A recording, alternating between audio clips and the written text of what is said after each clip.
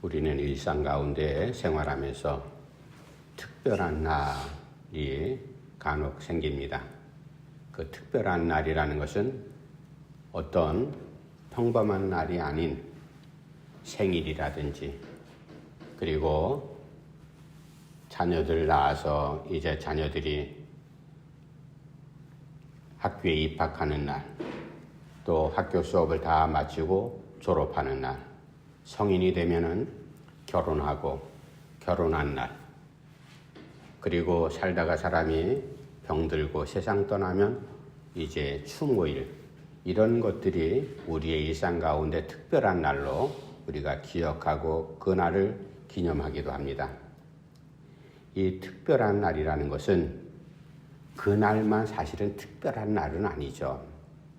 예를 들면 우리가 아팠다가 병이 났어요. 그러면 병난 그날만 특별한 날이겠어요? 그건 아니잖아요. 병이 들었다가 진료를 받고 진찰을 받고 처방을 받고 약을 먹고, 그리고 아픈 고통의 시간이 지납니다. 그러다가 어느 순간 차츰차츰 진통이 멎어들고 아픔이, 상처가 아물고 다 낫게 되죠. 그런 과정이 중요한 겁니다. 오늘 본문 말씀에 하나님께서 그날에, 이 아모스 내용은 간단합니다. 남쪽의 유다 백성들, 북쪽의 이스라엘 백성들 모두가 다 하나님께서 잘 살라고 가나안 땅에 인도해 주셨는데, 이스라엘 백성들이 저마다 자기 소견에 오른 대로 그렇게 살다가 하나님, 우리에게도 왕을 좀 하나 세워주십시오. 왕을 세웠더니 그 왕들이 다윗을 제외하고 몇몇 왕들을 제외하고는 다 제 멋대로 하나님께서 원하시는 방법으로 백성들을 치리하고 백성들이 신앙적으로 살도록 인도하는 것이 아니라 정말로 세상 사람들 못지않게 회개망측한 일들을 행하며 살아가고 있었거든요. 그래서 하나님 진노 가운데 남쪽 유다 백성은 바벨론에 의해서 나라가 무너지죠. 북쪽 이스라엘도 아수르라는 나라에 의해서 나라가 무너졌습니다. 그래서 이 아모스는 나라가 무너지는 이스라엘 백성들, 북쪽에 있는 이스라엘 백성들에게 남쪽에 살고 있는 아모스라는 선지자를 통해서 하나님께서 경고의 메시지, 진노의 메시지를 전달을 합니다. 그리고 오늘 읽은 이 아모스 9장 말씀은 하나님께서는 우리가 성경을 통해서 알고 있듯이 부모의 마음하고 똑같은 겁니다. 자식이 잘못되면 끌어안고 엉덩이를 때리잖아요. 제가 늘 표현하지 않습니까? 엉덩이를 때릴 때 한 손으로는 자식을 꼭 껴안고 그렇게 붙잡고 엉덩이를 때립니다. 때리는 발은 야단치는 진노의 발이지만, 그러나 껴안고 있는 발은 도망가지 말라고 붙잡은 게 아니에요. 내가 너를 이만큼 사랑한다라고 그것을 표현한 내용이거든요. 그러나 철부지 자식들은 몰라요. 하나님께서 진노 중에라도 하나님의 백성들에게 은혜를 베푸시는 것이 성경에 나오는 하나님의 사랑의 모습입니다.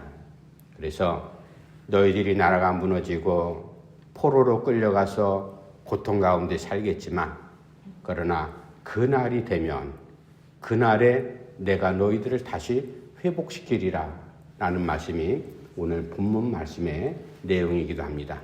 그러면 그날에 하나님께서 이스라엘 백성들, 또 시대와 시간과 환경과 모든 것이 다르지만 오늘 믿음으로 동일하신 하나님을 고백하며 믿고 살아가는 우리 성도들에게 펼쳐지는 하나님의 은혜의 손길이 무엇일까? 이제 오늘 본문 말씀을 통해서 함께 말씀을 상고하도록 하겠습니다.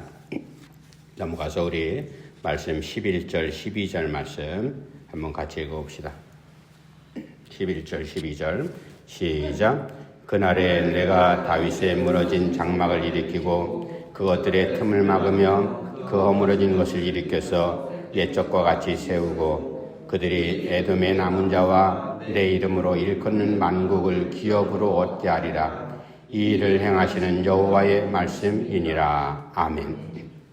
그날에 하나님께서 무너진 이스라엘 백성들을 다시 세우는 날에 다윗의 무너진 장막을 내가 다시 일으키리니, 다시 세우리니.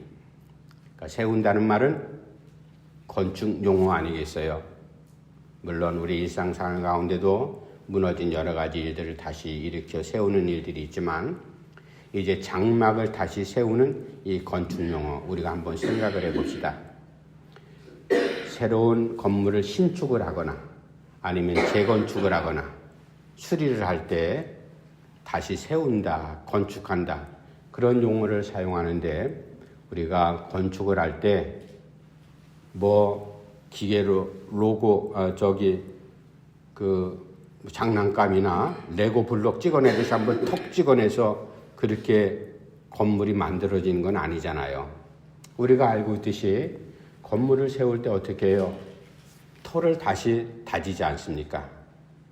그 터 위에 세워지는 건물이 흔들리지 않도록 터전을, 기초를 든든하게 합니다. 그리고 기본적으로 골조, 뼈대를 세우죠. 뼈대를 세우고, 그리고 이제 뼈대를 잇고 난 다음에 벽체를 세우고, 다 벽체가 세워지면 그 안에 내장, 인테리어 장식을 합니다. 이렇게 해서 건물이 세워지는데, 하나님께서 무너진 이스라엘 백성들을 세우시는 것은 어느 순간에 그냥 건물을 세우는 게 아니에요. 상식적으로 건물이 세워질 때는 건물이 세워지는 공사 기간이 있잖아요. 그 공사 기간 동안 하나님께서 그렇게 세우신다는 말씀이에요.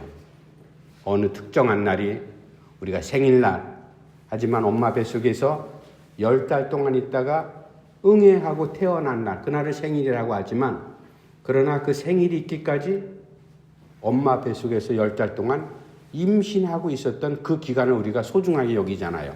임신의 기간이 없었다면 생일날이 생겨날 수가 없습니다. 마찬가지입니다. 모든 일들이 기간이 필요해요. 하나님께서 무너진 이스라엘 백성들을 다시 세우시는 그 건축의 과정, 우리가 이 말씀을 깊게 생각을 해야 됩니다. 너희들이 지금 포로로 끌려가서 무너지고 어려운 상황에 이른 상태에 있지만, 그러나 내가 그날이 되면 내가 너희들의 무너진 다윗의 장막을 다시 일으켜 세우리라.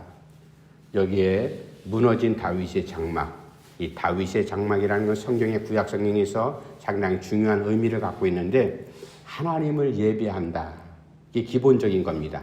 이스라엘 백성들은 출애굽한 이후에 가나안 땅에 들어 살면서 여러 가지 하나님의 율법과 계명 가운데 신앙으로 살아야 될 그러한 공동체들 아니겠어요?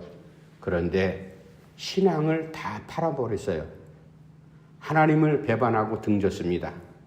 하나님께서 아모스 선지를 통해서 이스라엘 백성들에게 야단치는 여러 가지 그 요소들이 있는데, 그 내용 가운데 첫 번째가 우상숭배하는 겁니다.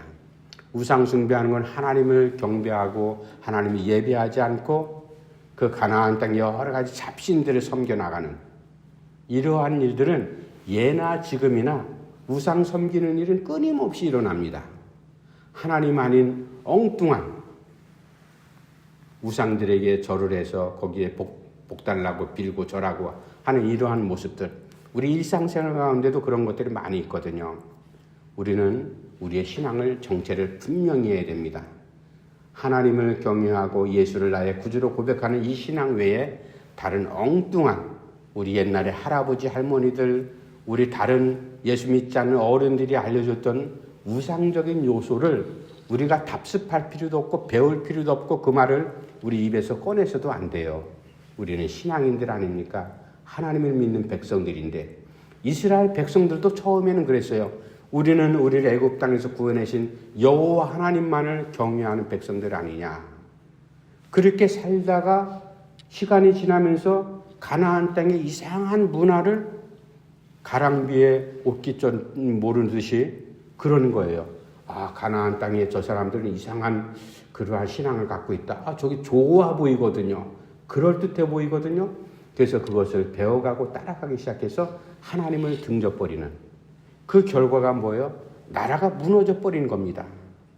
신앙이 무너져 버리면요, 공의, 정의, 옳고 그름을 판단할 기준이 없어져 버리기 때문에 내가 행하는 것은 다 옳은 것이고 너가 행하는 것은 다 밉고 다 나쁜 것이고 도둑질해도 내가 하는 도둑질은 옳은 것이고 내가 선을 베풀고 하는 것은 그건 교만한 거고 나쁜 거야. 기준이 없어져 버리니까 공의를 행하지 못한다. 두 번째 하나님께서 이스라엘 백성들을 야단친 이유가 바로 그거거든요. 그리고 세 번째는 어려운 사람들, 아픈 사람들, 나그네 된 사람들, 가난한 사람들, 이제 고아나 과부된 이런 사람들, 너희들이 돌보지 않고 압제하고 그 사람들을 막 찍어 누르고 그렇게 살아가는 이 고약한 삶들을 하나님께서 이스라엘 백성들의 삶의 과정을 어느 하루만 딱 보신 게 아니거든요. 몇십 년, 몇백 년 동안 쭉 지켜보셨어요. 그런 하나님께서 진노할 수밖에 없었죠. 그래서 아모스 선지자, 남쪽에 살고 있는 아모스라는 사람, 이 사람 원래 선지자도 아니에요. 뽕나무 배양하는 사람이고 목축하는 사람을 하나님께서 불러다가 이스라엘에 가서 너희들 경고하라. 하나님 그렇게 전해준 거거든요. 그러다가 마지막 이제 아모스가 9장으로 되어 있는데 1장부터 8장까지는 다 야단치시고 징계하시고 혼내시는 하나님의 메시지지만 이제 9장이 마지막 부분에는 내가 그래도 너희들 내 백성 아니냐, 내 자식들인데 때가 되면 내 그날에 내가 너희들을 회복시킬 것이다. 그 회복은 다시 너희들을 새롭게 건축할 것이다. 다시 세우시는 하나님. 여러분, 우리의 삶의 현장 가운데 무너진 것들 우리가 수시로 경험하고 무너진 일들 앞에서 우리가 하염없이 속절없이 그렇게 무릎 꿇고 주저앉을 때가 있지 않습니까? 이렇게 무너진 일들, 고장나는 일들, 벽체가 갈라져서 바람이 숭숭 들어오는 일들, 이런 일들 수도 없이 많이 일어납니다. 우리는 하나님 앞에 내가 살아가면서 하나님, 이런 것이 무너졌습니다. 저런 것이 구멍났습니다. 하나님께 내려놓습니다. 하나님 다시 건축하시고 다시 세워주시옵소서. 바로 그 하나님의 도움을 우리가 구해야 됩니다. 여러분들에게 매일 살아가면서 지금 무너진 현장이 무엇인지, 벽체가 갈라져서 구멍난 부분이 무엇인지 하나님 앞에 겸손하게 엎드려 우리를 다시 세우시는 하나님의 도움의 은혜, 바로 그날에, 이게 하루아침에 되는 일이 아니거든요. 그 과정이 중요한 거잖아요. 우리가 잘 알듯이 높은 빌딩을 올리는데 뭐 어느 나라든 다 비슷한 것 같아요.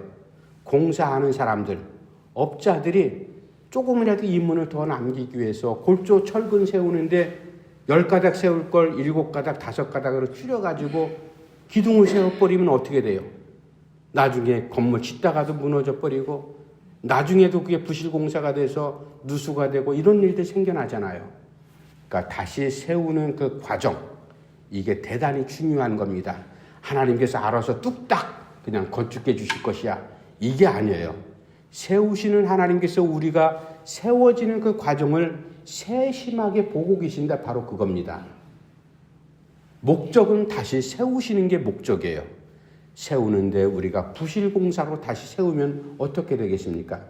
그러니까 매일매일 우리가 조심해서 삶과 우리의 신앙을 하나님 앞에 생활로 표현할 때 우리에게 다시 세우시는 하나님의 건축하시는, 세우시는 하나님의 도움의 손길이 우리가 무너진 것, 약해지고 허물어진 것 다시 세울 때 든든하게 그리고 견고하게 세워지는 하나님의 건축하심의 은혜가 우리에게 있어지기를 간절히 바랍니다.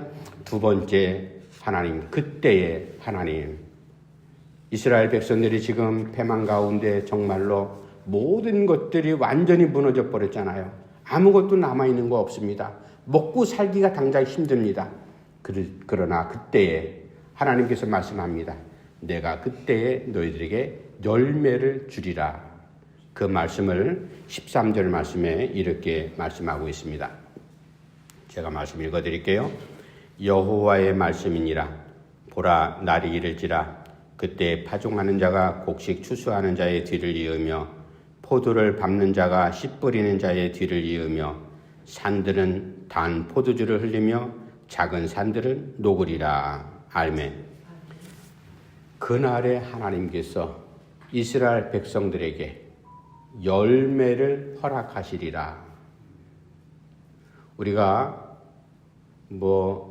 여기에 농사 접은 분들이 아마 없을 텐데, 농사짓는 농부의 모습 우리가 상식적으로 알고 있잖아요. 농부들이 농사를 지을 때 어떻게 해요? 겨울이 지나고 굳은 땅을 지경하잖아요. 개가 납니다. 땅을 다 소를 달구지를 통해서 이제 쟁기로 다 밭을 다시 일구고 굳은 땅을 그렇게 한 다음에 고랑을 만들고 이랑을 만들어서 이제 씨를 뿌리잖아요. 씨를 뿌리고 그 새싹이 나고, 그리고 싹이 올라오는 동안 이제 그 싹들이 무성해지면 잡초도 함께 이제 생기지 않습니까? 잡초도 뽑고, 그렇게 해서 1년 내내 농사 짓고 가을이 되면은 이제 거기에 열매들이 익어가지 않습니까? 열매들이 익어가는데, 가을 거지할 때 농부들의 마음은 정말로 부자가 된 듯한 그러한 심정으로 가을 거지를 합니다. 그것이 밭곡식이 되었던, 아니면 과수 열매가 되었던, 아니면 가축을 키우는 이제 목자들이 되었던, 목축업자들이 되었던, 시장에서 장사하는 사람들이 되었던, 공장을 경영하는 사장이 되었던, 누구든지 다 마찬가지입니다. 추수하고 열매 맺을 때 곡식이 되었던, 과일이 되었던, 어떤 다른 이득이 되었던 간에 모든 과정들이 있잖아요. 건축하는 거하고 똑같이 열매가 맺어질 때는 열매가 맺어지기까지 과정이 필요하다. 시간이 반드시 필요한 겁니다.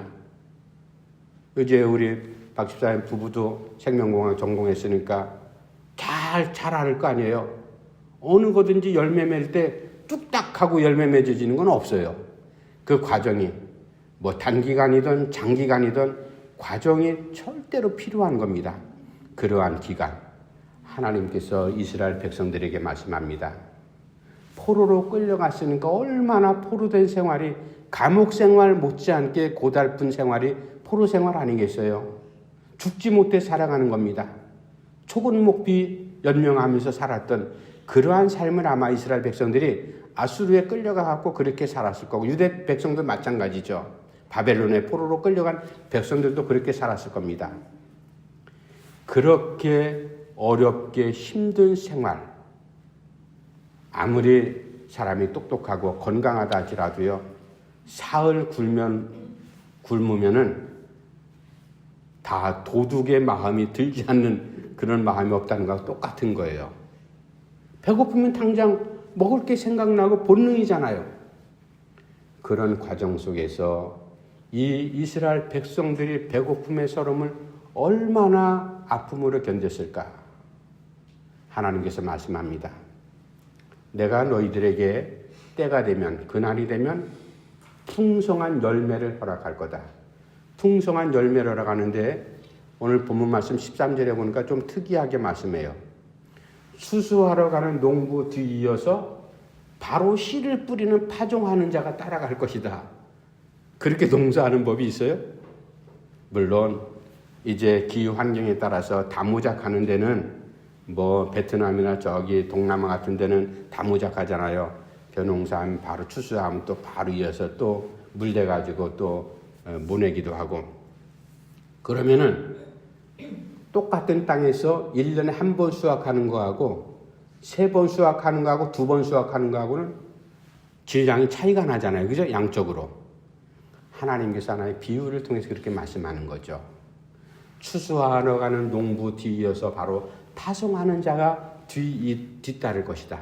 그만큼 열매를 풍성하게 허락할 것이다. 하나님께서 약속해 주는 이 말씀.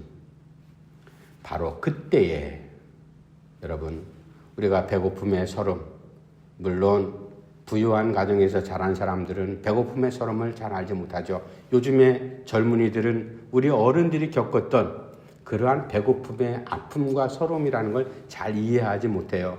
할아버지 옛날에 먹을 거 없었다며요. 그럼 그때 라면 끓여 잡수지 왜 뭐 했어요?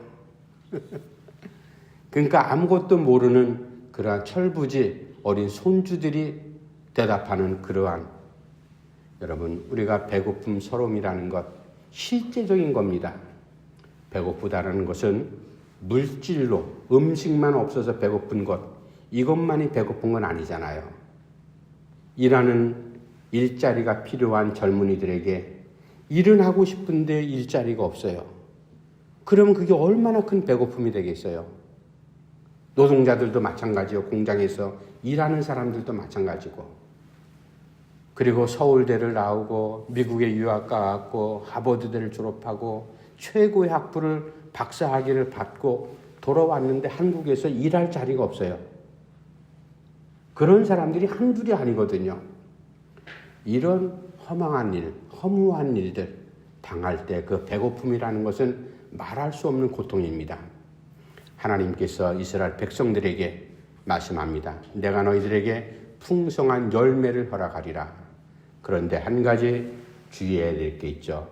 이스라엘 백성들은 하나님을 경외하는 하나님의 백성들 아니겠습니까?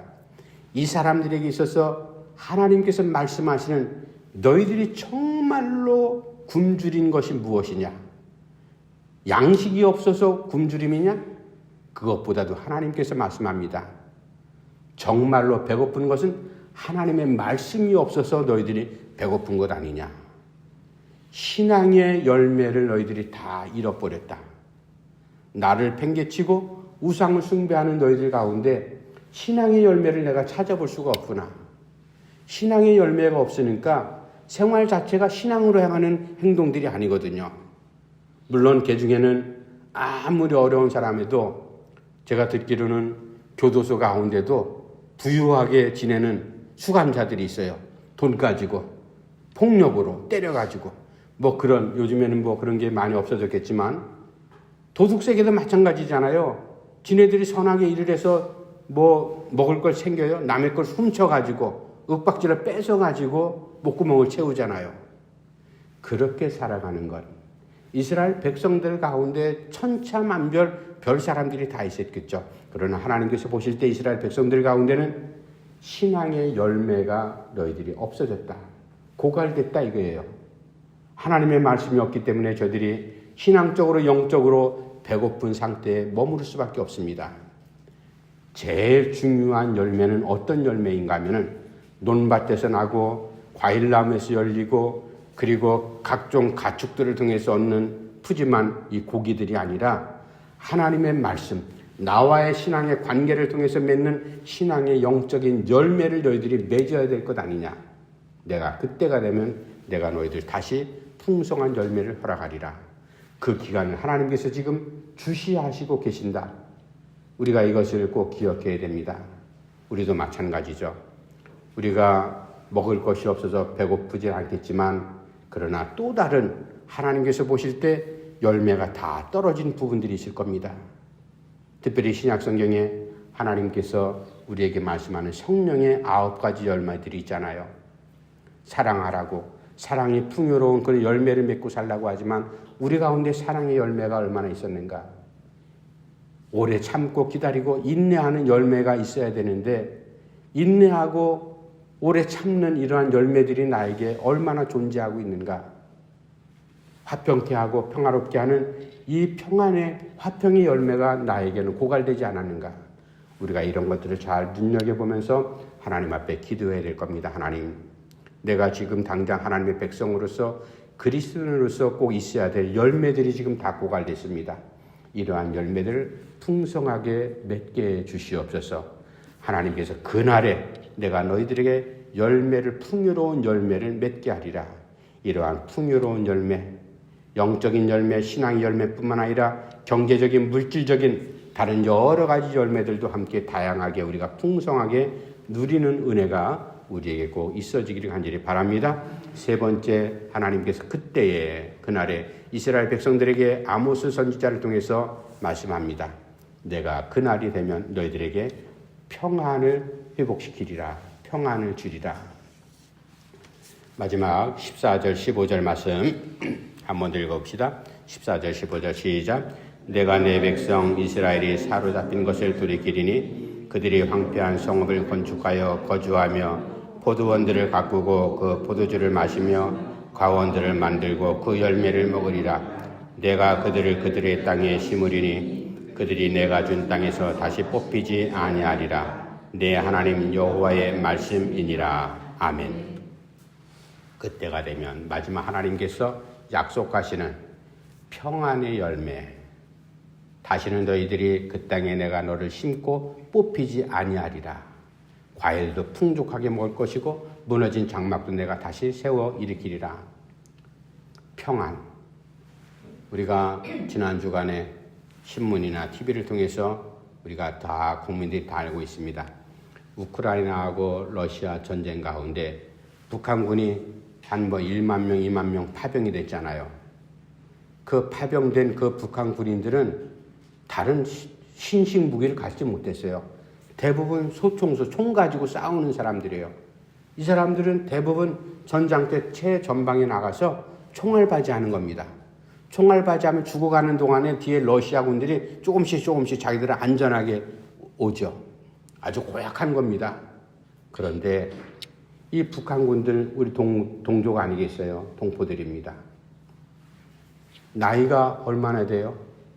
18세에서 한 25세 아주 정말로 청춘들이에요. 청춘들. 그런 자식들이 포로로 잡혔어요. 우리가 실상이 드러나지 않습니까? 전쟁하는지 모르고 온 거예요. 훈련을 강도 높게 실전과 같이 하겠다라고 해서 러시아까지 왔어요. 도착할 때까지 거기가 러시아인지도 몰랐겠죠. 도착하고 나니까 러시아하고 총소리가 나고 주변에 사람이 죽고 가니까 이게 전쟁이구나. 그때 알았다는 건 아니겠습니까? 포로로 잡힌 그 젊은 북한군 병사. 어떻게 해요? 포로는 자국으로 본국으로 보내도록 돼 있잖아요. 포로 교환 협정이 성립되면. 그런데 집에 가고 싶어도 갈 수 없는, 왜? 포로가 됐다는 것 그 자체는 이 북한 사람들, 이 김정은 녀석 고약한 것, 그렇게 아주 세뇌를 시킨 거죠. 너희들 전쟁터에서 포로가 되면 배반하는 거야. 그러니까 수류탄 하나 갖고 있다가 포로가 되느니 그냥 자폭해 죽어라 이 말이에요. 그게 죽는 북한 포로 군인들이 많으셨잖아요. 그러나 그 청년 군인이 포로가 됐을 때 호러면에 계신 북한으로 다시 돌아가고 싶어도 돌아갈 수가 없는 겁니다. 왜? 가면 죽을 게 뻔하거든요. 그 처참한 현실. 여러분, 그 포로된 그 상황 그 전에 이게 전쟁이구나 했을 때 위에서 드론이 떠가지고 기관총으로 난사를 합니다. 대항할 수가 없어요. 표적을 정확하게 사격하잖아요. 그 죽음 앞에 드론을 봤을 때 이 북한군 병사들이 얼마나 불안했을까. 여러분, 총알 맞으면 죽는다는 거 사람이 기본적으로 아는 겁니다. 본능적으로. 그 전쟁터에서 아무것도 보호막도 없는 그곳에서 서 있을 때 얼마나 불안했을까. 사람이 혼자 아무 무방비 상태에서 누군가 나를 공격하러 달려들 때 그 순간 느끼는 위기감, 불안함, 초조함, 이런 것은 우리가 비슷한 것들 경험해 봤잖아요. 얼마나 고통스럽습니까? 포로로 잡혀간 이스라엘 백성들도 아마 비슷한 경험을 했을 거예요. 여러분, 포로로 산다는 것, 감옥에 갇혀 있는 것하고 비슷한 것인데 얼마나 불안합니까? 우리가 이제 서울구치소 선교도 하잖아요. 거기는 미결수들이 있어요. 재판이 계속 진행되는 사람들. 그 재판을 기다리면서 살아가는 사람들, 하루하루가 정말로 초죽음과 같은, 판결이 어떻게 날까?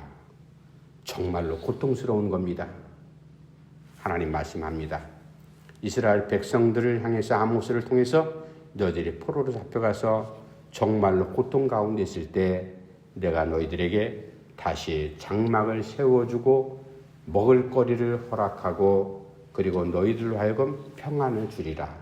이제는 다시는 너희들이 본국으로 들어와서 뽑힘 당하는 일이 없을 것이다. 그래서 지금 이스라엘 팔레스타인 지역에 이스라엘 사람들이 다시 그 땅에 들어가갖고 죽어라고 안 나오는 그거예요. 하나님께서 우리에게 주신 땅이다. 절대로 양보하지 않죠. 하나님 주신 땅이다. 하나님께서 이스라엘 백성들에게 허락하신 이 평안, 우리도 지금 현대를 살아가면서 수시로 우리가 얼마나 불안한 일들을 많이 당합니까? 살 만큼 되었는데, 이런 대낮보다 더 밝은 이러한 문명세계에 사는데 그런 일이 어떻게 일어날 수 있을까? 그런 일이 계속 일어나잖아요. 상상하지도 못했던 불안과 공포를 조장하는 일들이 수도 없이 더 많이 일어나게 됩니다. 이럴 때 하나님께서 우리에게 주시는 평안, 여러분, 우리가 살아가면서 앞으로 얼마나 살지 모르지만 살아가는 현장 가운데서 예상하지 못했던 불안한 일들이 우리에게 엄습할 때가 있습니다. 우리는 분명히 십자가를 바라보고 하나님 나라를 믿고 바라보는 성도들이기 때문에 우리의 마음 가운데 주시는 평안함, 이 평안함 가운데 매일매일 살얼음판 같은 그러한 시간과 현장을 걸어간다 할지라도 평안함 속에서 우리가 그렇게 걸어갈 수 있는 하나님의 은혜, 이 평안은 사람이 도저히 만들어낼 수 없는 겁니다. 우리가 가끔 그런 경험하잖아요. 어려운 일, 힘든 일, 초조한 일, 다급한 일 당했는데 오히려 마음이 평안할 때가 있습니다. 그 평안함, 이것은 느껴보지 못한 사람은 모르는 거죠. 하나님 주신 이 평안함 가운데 우리가 매일매일 믿음으로 달려갈 때, 그때 내가 너희들을 다시 장막을 다시 세우리라, 열매를 풍성하게 허락하리라, 그리고 내가 너희들에게 평안함을 주리라. 그때 하나님께서 우리에게 베푸시는 손길이 매일매일의 순간과 시간과 장소와 현장 가운데 이러한 일을 경험하는 여러분들이 꼭 되기를 간절히 바랍니다. 기도합시다. 하나님 아버지, 은혜를 감사함을 드립니다. 우리 하나님의 은혜로 말미암아 이날간 저희들 어떠한 상황이 있다 할지라도 우리에게 주신 선물인 믿음을 따라서 우리가 살아갈 때 하나님, 우리가 두려워하지 않습니다. 불안해하지 않습니다. 하나님께서 우리의 여러 가지 허물어진 부분들을 관찰하셔서 우리를 세워주실 줄로 믿습니다. 우리가 하나님 실로 꼭 필요한 열매들, 하나님 우리에게 있어야 될 신앙의 열매들 꼭 맺게 하시고, 그리고 매일매일 불안한 여러 가지 요소들이 우리에게 다가올 때마다 하나님께서 우리에게 주시는 평안함으로 우리가 모든 일들을 넉넉하게 이겨나가고 승리할 수 있도록 우리의 걸음을 주께서 주장해 주시옵소서. 예수님의 이름으로 간절히 기도하옵나이다. 아멘.